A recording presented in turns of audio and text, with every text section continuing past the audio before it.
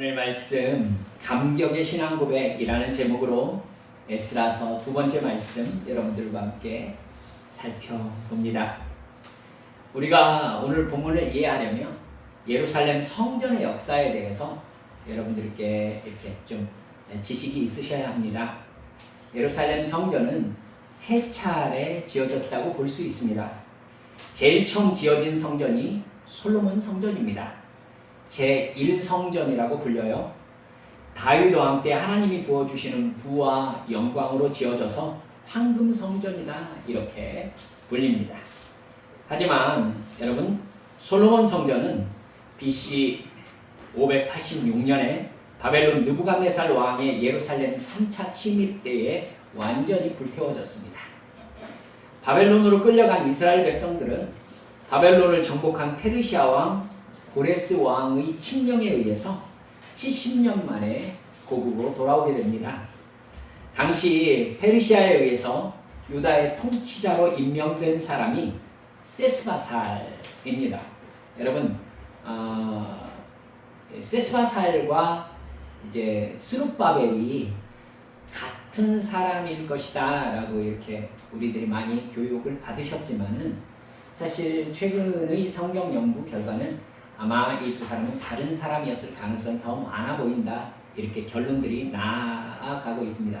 혹시 해설 성경 보고 계시는 분들의 해설 중에서 스룹바벨 해놓고 세스바살과 다른 이제 같은 사람인데 다른 이름으로 이렇게 소개된 성경들이 있거든요. 아닐 가능성이 더 많다는 것 생각하셔야 됩니다. 스룹바벨과 세스바살은 다릅니다. 제가 다음 주쯤 해가지고는 여러분들께 스룹바벨과 세스바살에 대해서 설명을 드릴 텐데요. 세스바살이 총독이었고 아마 세스바살의 조카인 것 같아요. 스룹바벨이. 근데 세스바살은 나이가 많은 총독이었고 세스바살은 그러니까 명목상의 총독인 것이죠. 페르시아가 임명한 명목상의 총독이었고, 그리고 세스바살보다 스룹바벨이 총독으로서의 역할을 더 많이 했던 것으로 보입니다. 그래서 이제 성전 지대가 놓이면서 이 부분에 대해서 여러분들께 한 번 더 설명을 드리겠습니다. 여러분, 주로 스룹바벨이 족보를 언급하면서는 나타나거든요. 그는 다윗의 혈통을 지닌 사람으로서 유다 백성을 예루살렘으로 귀환시킨 지도자로 등장합니다.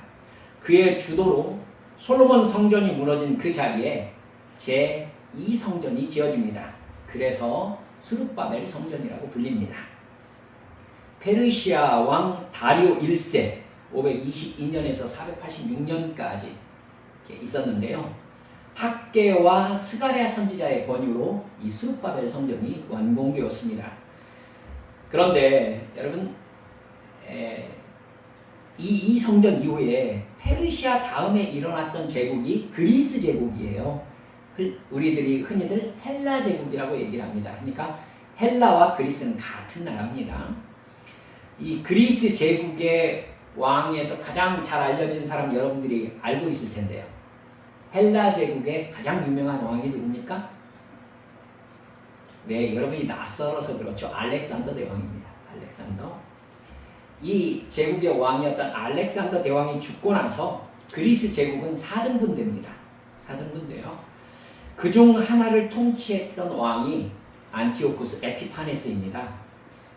에피파네스라는 얘기는 미치왕이라는 뜻이거든요. 이 안티오쿠스 에피파네스 왕이 스룹바벨 성전에 제우스상을 세웁니다. 그리고 제사장을 시켜가지고요, 돼지 머리로 제우스에게 제사를 드리게 했어요. 그리고 유대인들은 여호와 하나님께 드리는 제사를 드릴 수 없다라고 제사를 금지했습니다. 이게 다니엘서에 예언이 되어 있습니다. 그렇게 해가지고 스룹바벨 성전을 더럽혀요. 안티오쿠스 에피파네스가 성전 제사를 금지하면서 하나님을 모욕하기 위해서 배도한 제사장을 시켜가지고는 돼지 머리에 이렇게 제우스에게 제사를 드리게 했습니다. 그렇게 더럽혀진 채 성전은요, 헤롯 시대로 넘어옵니다. 헤롯 시대. 그때는 이제 헬라 제국 다음이 로마 시대죠. 넘어옵니다. 지어진 지 약 400년 정도 지난 다음이었어요. 헤롯 대왕, 이 헤롯은요, 로마 제국에 돈을 주고 황제의 환심을 사가지고 유대 왕이라는 칭호를 얻었던 사람입니다. 근데 이 헤롯은 에돔 사람이었어요. 에돔이 누구죠? 에서죠, 에서. 그러니까 이 사람은 이스라엘의 왕이 될 수가 없죠. 이삭에서 야곱으로 이어진 또 유다 지파로 이어진 다윗의 후손만 이스라엘의 왕이 될 수 있으니까요. 그러니까 헤롯은 유대인들의 아주 강력한 반대를 직면하게 되었죠. 그래서 헤롯이 생각한 게 무엇이었느냐면 유대를 다스리기 위해서는 유대인의 환심을 사야 되겠다라고 생각을 하고 생각해낸 게 뭐였냐면은 수룹바벨 성전을 보수하는 것이었어요. 그러니까 수룹바벨 성전이 더럽혀진 채 이렇게 시간이 지나고 있으니까 그 수룹바벨 성전의 터 위에 BC 20년에 헤롯 성전을 착공합니다. 예수님이 보셨던 성전이 바로 이 헤롯 성전입니다. 외형은요, 9년 만에 15층 높이의 굉장히 큰 건물로 완공되었어요. 근데 성전 바깥 뜰까지 세부 공사는 AD 63년에야 완공되었습니다. 예수님은 그러니까 지어지고 있는 헤롯 성전을 보신 거예요. 아직도 공사 중이었던 거예요. 40년째. 제자들이 그러잖아요. 예수님에게 성전을 보십시오. 얼마나 대단한 건물입니까? 그러자 예수님이 뭐라고 하셨죠? 돌 위에 돌 하나도 남지 않고 다 무너뜨려질 것이다. 이렇게 말씀하셨어요. 이 성전을 헤롯 성전이라고 부릅니다. 그러나 이건요, 기존 스룹바벨 성전의 확장이었거든요. 그렇기 때문에 제3성전이라고 부르지는 않습니다. 세 번째 성전이긴 한데 제3성전이라고 명칭을 하지는 않아요. 더구나 이방인인 헤롯 대왕에 의해서 세워졌기 때문에 성전의 정통성은 인정받지 못했습니다. 이 성전 몇 년 가지 못했습니다. 유대인들의 반란을 진압하기 위해서 로마의 티투스 장군이 예루살렘으로 진군합니다. 그게 AD 70년입니다. 그러니까 성전 완공이 AD 63년이었으니까 6년 7년 만에 티투스 장군이 예루살렘으로 진격해가지고 헤롯 성전을 완전히 무너뜨리고 불살라버렸습니다. 그래서 돌 위에 돌 하나도 남지 않고 완전히 무너뜨려졌어요. 완공된 지 6년 남짓 지난 시간이었으니까 투자 거의 AD 20년에서 엄청난 시간을 들여서 지었지만은 완전하게 그냥 6년 만에 사라져버렸던 것이죠. 티투스 장군은요, 헤롯 성전의 다른 모든 부분을 다 파괴하고 유독 성전 서쪽 벽 이방인의 뜰 부분을 남겨두었어요. 이방인의 뜰 부분, 서쪽 벽이거든요. 후세 사람들에게 이걸 남겨두어가지고 로마인들은 성전까지도 파괴할 수 있는 위대한 힘을 가지고 있다는 것을 보여주는 증거로서 그 벽 하나만 남겨두었어요. 그 후에 로마는 유대인들이 성전이 무너진 유적에 들어오지 못하도록 막았습니다. 그러다가 비잔틴 시대 때에 1년에 딱 한 번 성전 파괴 기념일에 성전 서쪽 벽을 남겨두었잖아요. 그 벽에 방문할 수 있도록 허용했어요. 유대인들은 그날 성전 서쪽 벽에 와가지고 민족의 분산과 성전이 폐허되었던 것을 통곡했기 때문에 여러분들이 이제 아실 거예요. 여러분 예루살렘 소개할 때 나타나는 그 돌 틈마다 종이 막 꽂아 있고 유대인들이 모자 쓰고 유대인 복장을 하고 거기에서 이렇게 울고 있는 그게 바로 통곡의 벽. 그러니까 티투스 장군이 남겨둔 성전의 이방인의 뜰 부분 서쪽 벽입니다. 거기가 지금 남아있는 유일한 성전의 잔해죠. 이게 예루살렘 성전의 역사와 파괴의 역사입니다. 바로 이 성전 건축의 역사 중에 바로 제2성전이라고 불리게 될 수룹바벨 성전이 기초석을 놓는 장면이 바로 오늘 우리가 읽은 성경 본문 말씀입니다. 유대인들은 바벨론에 끌려가서 70년간 포로 생활을 하다가 고레스 왕에 의해서 본토 귀환령이 내려져서 예루살렘으로 돌아왔거든요. 수룹바벨이 이끌고 온 사람들이 귀환 일진이었어요. 일진. 맨 처음 돌아온 사람들. 그들이 본 예루살렘과 이스라엘은 그야말로 참담한 상황이었죠. 성전은 흔적도 없이 사라져 있었고 예루살렘 성벽까지 완전히 무너져 있었고 그야말로 예루살렘은 폐허의 도시였습니다. 그들은 어쩔 수 없이 일단 성전 말고 자기들이 살아갈 터전을 잡아요. 그러다가 8절에 보니까 오늘 본문 8절에 보니까 귀환한 지 2년째 되던 해에 둘째 달에 성전 건축을 시작합니다. 총독 수룹바벨과 대제사장 예수아와 다른 형제 제사장들과 레위 사람들 또 사로잡혔다가 예루살렘에 돌아온 사람들이 성전 재건축 일을 시작했습니다.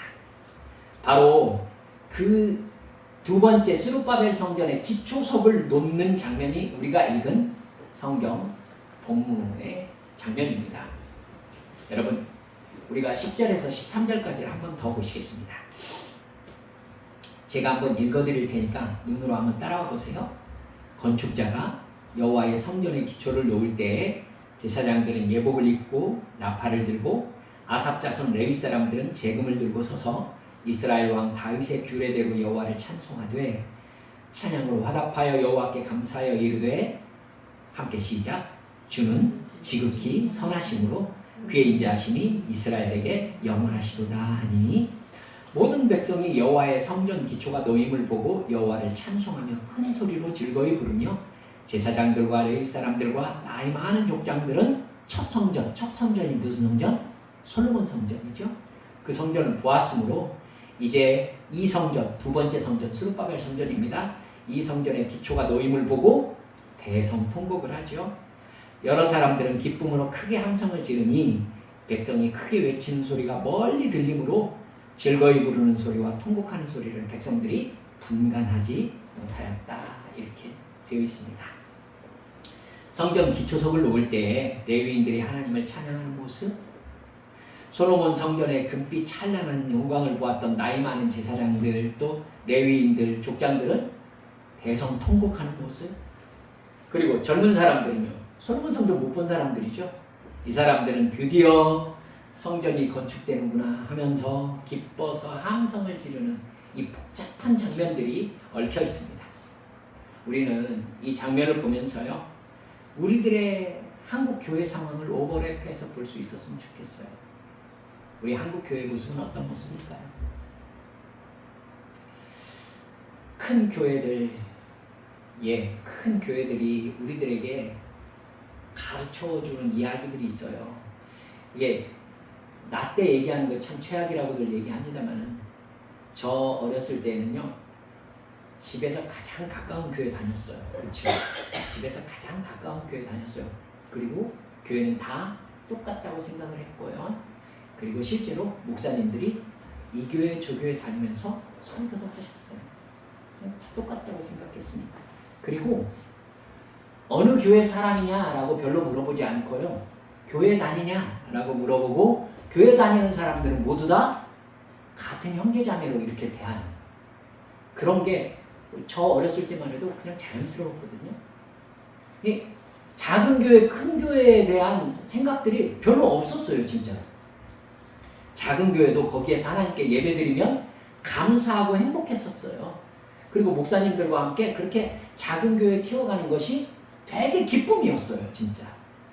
네, 그게 교회의 아름다운 모습이었거든요. 근데 지금은 멀리서도 큰 교회를 다닙니다. 왜죠? 여러분, 큰 교회가 우리 한국 교회에 심었던 생각이 있습니다. 황금만능주의 사상입니다. 교회도 돈 많이 벌어서 복 받은 교회 다녀야 나도 복 받고 돈을 번다 라는 생각을 무의식 중에 심은 거죠. 심은 거예요. 그러니까 잘 차려입고 잘생기고 잘 교육받고 그래서 사람들이 많이 따르는 목사님을 따르면 자기도 복 받는 것으로 생각을 하게 되는 것입니다. 교회 세습 문제 불거졌죠? 여러분, 그렇게 개교회주의, 어떤 모든 교회는 같은 교회가 아니에요. 이제 어느 교회 어느 목사님이 중요한 겁니다. 이렇게 되니까 여러분, 그 교회에서 목사님께서 권력을 잡으신 다음에 절대 놓지 않으시라는 상황이 생겨났죠. 그래서 그 권력이 누구한테 가요? 아들한테 넘어가는 상황이 생긴 것입니다.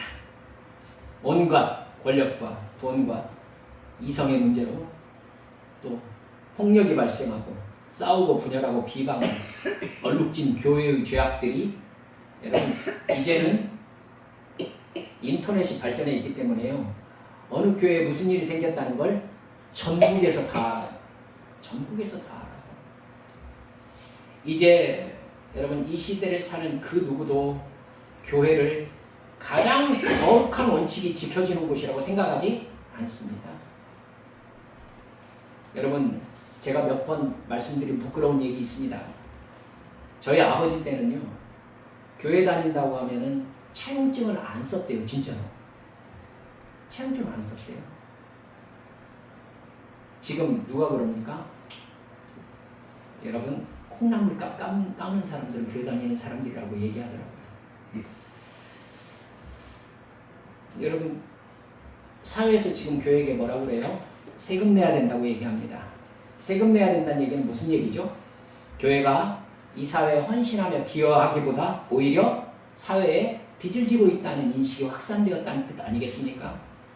크고 멋지게 지어져 있는 교회 건물마저도 비난의 대상이 되어가고 있습니다. 이러다 보니까 우리 전도 많이 하는 우리 권사님들, 교회 다니라고 예수 믿으라고 말하기가 쉽지가 않은 거예요. 쉽지가 않은 거예요. 여러분들 어디 누구한테 가가지고 교회 다니자고 얘기 잘 하십니까? 바로 무슨 얘기가, 바로 돌아오는 얘기가 좋은 얘기가 아닌 거예요, 이게. 어쩌면 오늘 우리가 사는 교회가 영적으로 보면 성령의 불은 싸늘하게 식어버린 채 차가운 돌덩어리만 굴러다니는 폐허의 예루살렘과 같은 모습 아니겠는가 라는 생각이, 어쩌면 지나치다고 말씀하실지도 모르겠습니다만 저는 그런 생각이 실제로 기도하면서 들었습니다. 차가운 교회의 모습. 그렇기 때문에 우리는 그 폐허 속에서 성전 재건축의 기초석을 놓는 성경의 이 장면을 다시 살펴볼 필요가 있다고 생각하는 겁니다. 우리에게 하나님은 다시 하나님의 임재하심에 머무는 거룩한 영적 성전을 세우라고 말씀하고 싶어 하시기 때문이지요. 첫째, 우리에게 거룩한 회개의 통곡이 회복되어져야 한다라는 걸 기억하시기 바랍니다. 원로들과 족장들이 왜 제2성전의 기초석이 놓일 때 통곡했겠어요? 여러분, 그들은 솔로몬 성전의 영광스러운 모습을 보았던 사람들입니다. 그 솔로몬 성전이 왜 불타 없어져 버리고 기초까지 파괴되고 왜 지금처럼 쓸쓸하게 돌덩어리만 굴러다니는 폐허가 되고 말았어요? 자기들의 죄 때문입니다.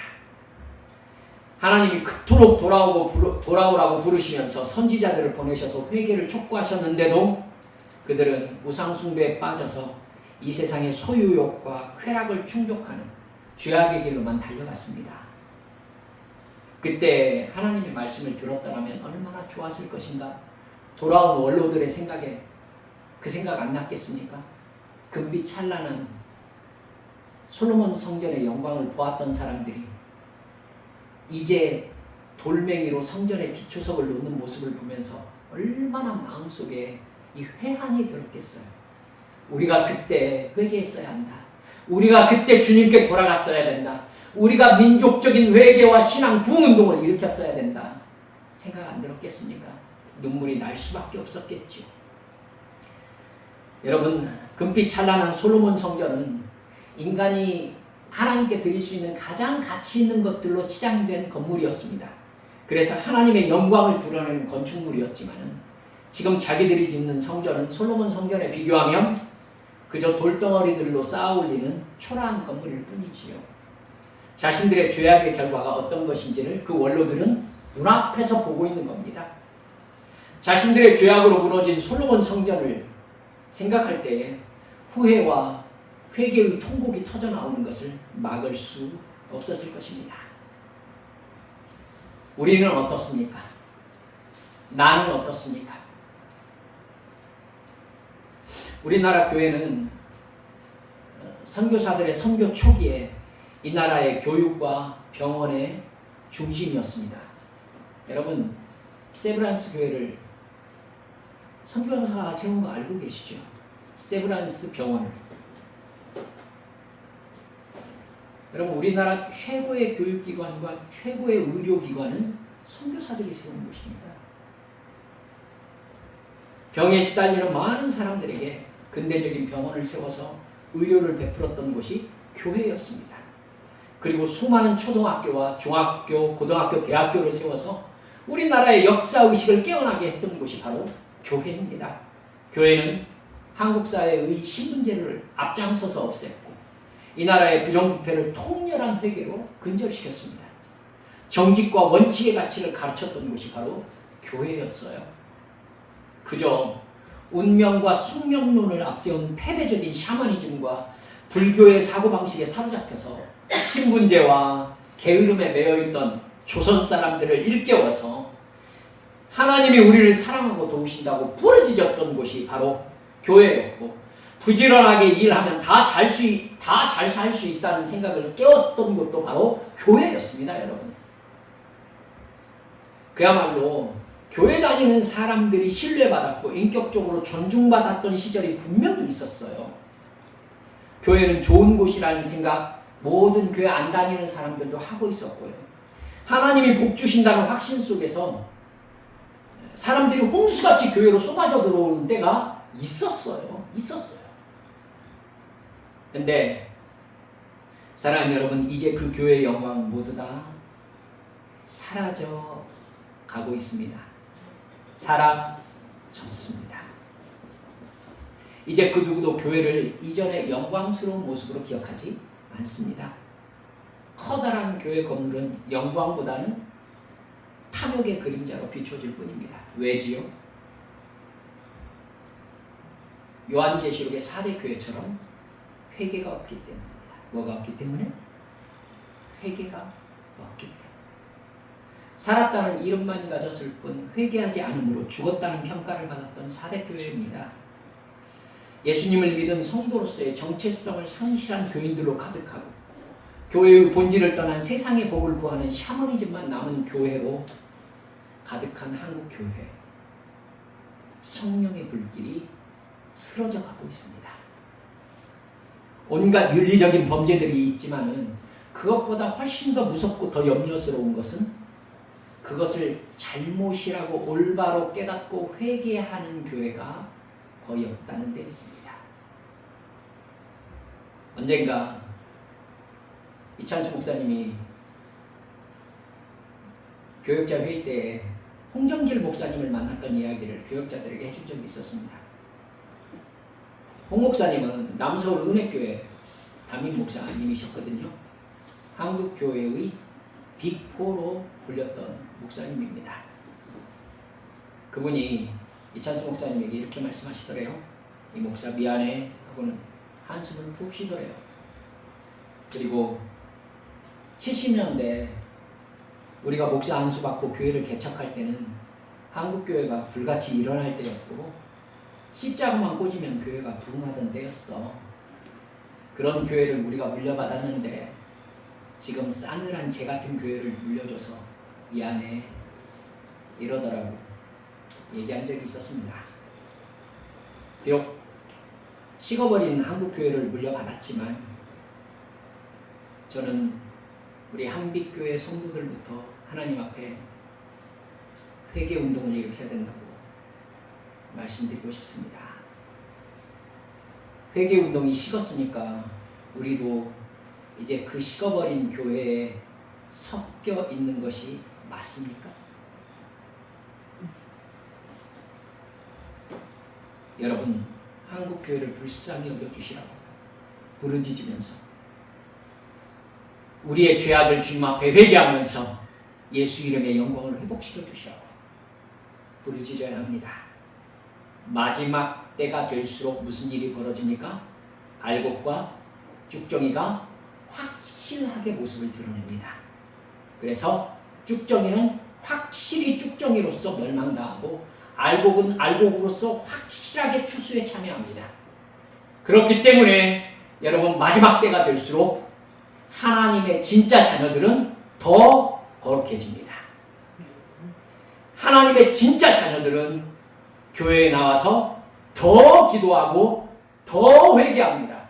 그러니까 웃기는 장면이 나오는 거예요. 진짜 죄와 싸우면서 정말 죄 안 짓기 위하여 몸부림치는 하나님의 자녀들이 가장 회개를 많이 하는 거룩의 모습이 드러나는 것입니다. 이게 마지막 때의 증상이에요. 가장 죄를 짓지 않는 하나님의 자녀들이 가장 애통하며 하나님 앞에 회개합니다. 이게 정상이에요. 이게 하나님께서 이 세상을 멸망시키려는 카운트다운을 시작하고 계신 증거예요. 여러분, 한국 교회 회개가 사라져 있습니다. 복만 남았어요. 복만 남았어요. 출애굽 1세대 그들은 복받기만을 원했습니다. 어디에서? 광야에서. 광야에서 고기와 생선과 부추와 파와 마늘을 찾으면서 울며 원망했어요. 여기 어디? 우리가 살고 있는 이 세상? 광야. 근데 여기에서 우리는 천국의 기쁨을 누리려고 해요. 그러면서 하나님 앞에 계속 돈 달라고 징징거려요. 회개하지 않아요. 사랑하는 여러분들, 제가 요즘 더욱더 하나님 앞에 기도하면서 말씀을 받습니다만, 여러분 출애굽 1세대 장정만 몇 명? 60만 명. 그럼 어린아이와 노인과 여자들까지 다 합하면 최소 인원 몇 명으로 추산됩니까? 300만 명이 넘죠. 300만 명이 어쩌면 최소 인원일 것입니다. 왜냐하면 이스라엘 백성들에게 하나님께서 아이를 굉장히 많이 낳는 은혜를 베풀어 주셨던 때였거든요. 그렇기 때문에 저는 300만 명 이상이라고 생각합니다. 최소 인원 300만 명이에요. 출애굽 1세대가. 거기에 수많은 이방 잡족이라고 표현이 되어 있는데 옛날 성경이라서 죄송합니다. 다른 이방 민족이 함께 섞여 나왔어요. 이집트에서. 그럼 300만 명? 훨씬 넘는 숫자가 이집트에서 나왔다는 얘기가 되는 것입니다. 여러분 근데 구원을 상징하는 가나안 땅에 들어간 사람 몇 명? 몇 명? 2명. 2명. 누구? 여호수아와 갈렙. 우리가 이렇게 생각하거든요. 이렇게 많이 교회 다니는데 다 지옥 가고 그러겠어? 예. 하나님께서는 회개하지 않는 300만 명이라고 합시다. 299만 9,098명을 지옥 보내시고, 쉬이 얘기해서 지옥 보내시고 2명을 가나안 땅에 들어가게 하셨어요. 하나님은 이 부분에 있어서 숫자 노름을 하지 않으세요. 300만 명에서 2명 추려내신 하나님이세요. 이렇게 무서운 하나님이세요. 죄에 대해서. 이렇게 무서운 하나님이시라고요. 생각하셔야 돼요. 생각하셔야 돼요. 이렇게 많은 사람이 지옥 갈 리가 있냐고? 그렇다니까요. 그렇다니까요. 정신 차리지 못하고 있어요. 사랑하는 여러분들, 은혜의 회복은 회개로부터 시작됩니다. 회개의 기도가 살아날 때 우리 영혼이 살아나고 기쁨이 살아나고 축복이 부어지고 성령 충만이 부어진다는 것을 결코 잊지 말아 주시기를 주님의 이름으로 축원합니다. 두 번째, 기쁨의 함성 소리와 찬양 소리를 회복하셔야 합니다. 원로들은 통곡소리를 내고 있을 때에 솔로몬 성전을 보지 못했으나 여호와 하나님이 다스리는 새 시대를 꿈꾸는 젊은이들은 하나님 앞에서 찬양과 기쁨의 함성을 지르면서 기뻐했습니다. 그들은 이방 땅에서 바벨론에서 포로의 아들로 태어났습니다. 자기들이 누군지 말로만 들었어요. 그렇죠? 포로 생활 70년이니까 바벨론에서 태어난 사람들 굉장히 많은 거예요. 그 사람들이 이스라엘 땅 옛 솔로몬의 영광을 부모로부터 들었겠죠. 말로만 듣고 상상으로만 했던 거예요. 이방 바벨론에서 히브리인으로서의 신앙 정체성을 지키며 산다는 게 어찌 쉬웠겠어요? 여러분, 그 바벨론에서 페리쉬가 뭐냐면요, 분별된 사람들, 그래서 바리새인이 거기에서 나왔을 것이다 라고 얘기를 합니다. 여러분, 회당이 거기에서 생겼을 것이라고 생각하거든요. 그러니까 회당을 건축해가지고 회당을 만들어가지고는 하나님의 말씀을 지키면서 노력하며 산다는 게 이방 땅에서 어찌 쉬웠겠어요? 어려웠겠죠. 하지만 끊임없이 솔로몬 성전의 영광을 말해주면서 언젠가는 하나님께서 우리들을 본토로 돌아가게 해주실 것이라는 아버지 세대의 말을 들으면서 젊은 세대들이 율법 교육을 받았겠죠.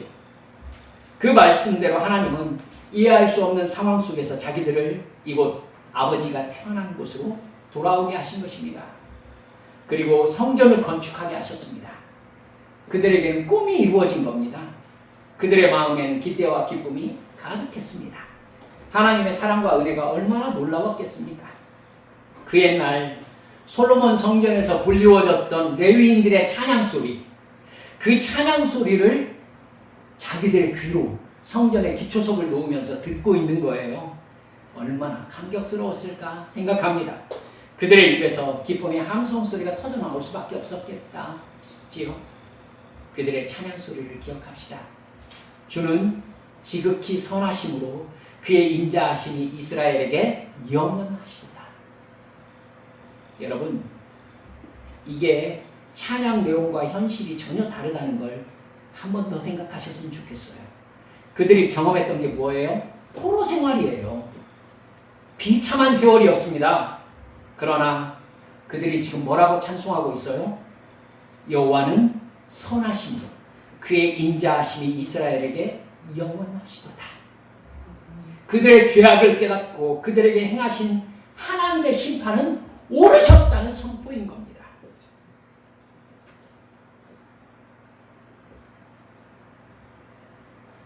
자기들이 하나님의 심판을 받아서 그 고통을 당했는데 하나님, 당신께서 하나님이시기 때문에 그러하셨다는 것을 저는 이제 압니다. 하나님은 선하셨습니다. 우리가 주님을 그렇게 찬양할 수 있으십니까? 여러분, 고통을 겪으면서 하나님 나한테 왜 이래요?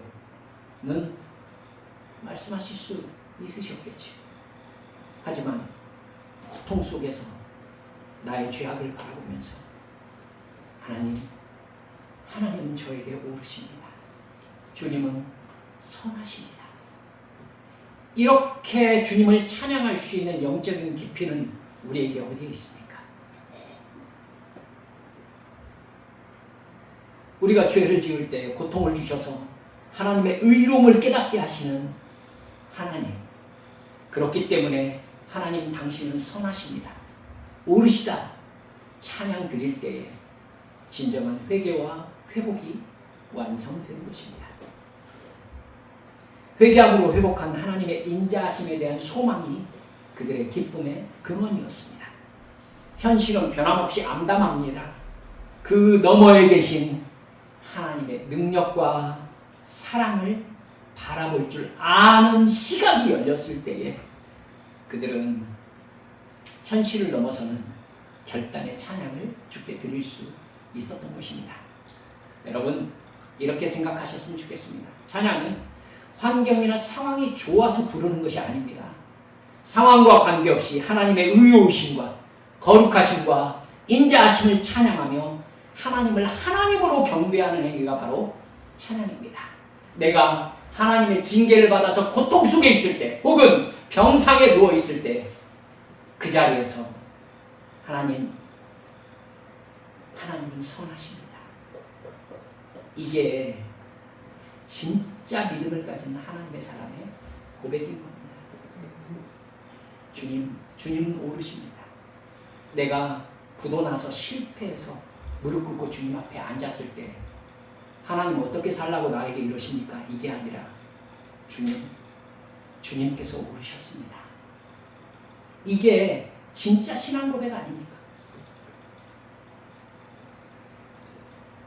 그래서 찬양은 결단입니다.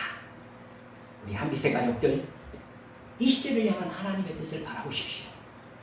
진정한 회개, 우리가 회복해야 되고 하나님을 진정으로 하나님으로 찬양하는 결단, 우리가 회복해서 실천하시는 믿음의 성도들 모두 되어주시기를 주 예수님의 이름으로 축원합니다. 우리 함께 기도하십시다.